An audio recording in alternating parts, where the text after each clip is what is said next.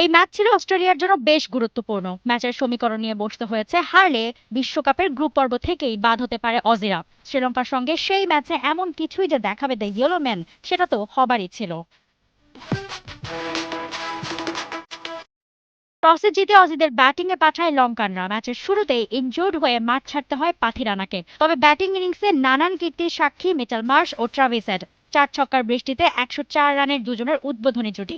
8-4 আর 2 ছক্কায় 27 বলে 54 করেন মার্শ, আর 7-4 ও 3 ছক্কায় 29 বলে 56 হেডের ব্যাটে।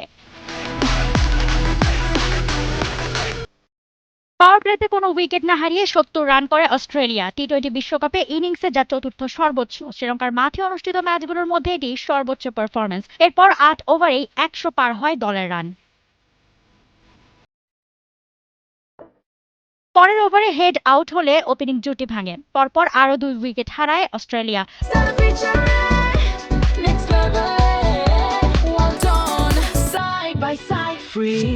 তবে চাপে পড়েনি দল। ক্যামিও তাণ্ডব চালান গ্লেন ম্যাক্সওয়েলও। 15 বলে 22 করেন ম্যাক্সি।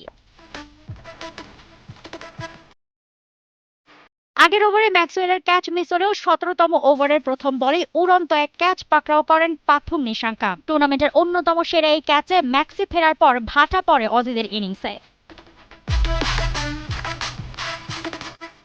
এই জায়গায় লঙ্কানরা আবারও নিজেদের দিকে করে নেয় ম্যাচ। শেষ 4 ওভারের প্রতিটিতেই উইকেট হারায় অজিরা। যেই ম্যাচ মনে হয়েছিল 200 ছাড়িয়ে যাবে বহুদূর, তা থামে 181 রানে। শ্রীলঙ্কার হয়ে দুশান্ত হেমান্ত নেন 3টি উইকেট, চামিরা নেন 2টি ও থিক্সেনা ওয়েলেলেগে মেন্ডিস নেন 1টি করে wicket. Mousumi Alam, test sports.